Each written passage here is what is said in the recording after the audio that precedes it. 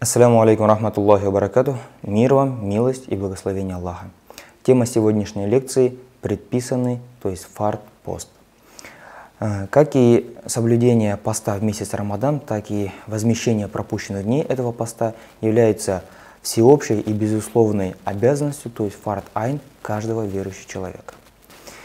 Итак, кому же предписан пост месяца Рамадан? Первое – это исповедующим ислам, то есть мусульманам. Второе – пост предписан тем, кто находится в разуме, то есть в сознании, то есть наличие акля. Третье – это тем, кто достиг возраста половой зрелости. То есть детям, не достигшим этого возраста, фардом, то есть предписанным, пост в месяц Рамадан не является.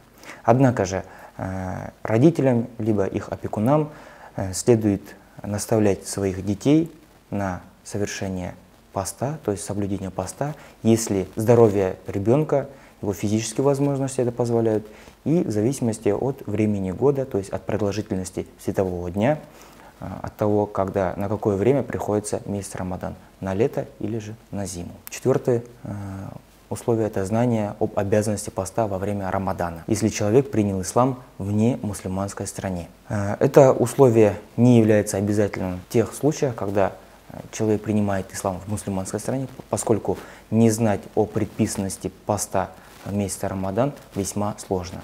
Но если же человек принял ислам в немусульманской стране и не знал, что пост месяца Рамадан является обязанностью каждого мусульманина, то является обязательным приступить к посту, к соблюдению поста лишь с того момента, как только человек узнает о его предписанности. Пропущенные же дни, я повторюсь, не восполняются, поскольку человек не знал о обязанности соблюдения поста. И в заключение мы просим Аллаха: «О Аллах, ради Тебя мы постились, в Тебя мы уверовали, на Тебя положились, Твоей пищей разговелись. О прощающий, прости нам наши грехи, которые мы совершили или совершим».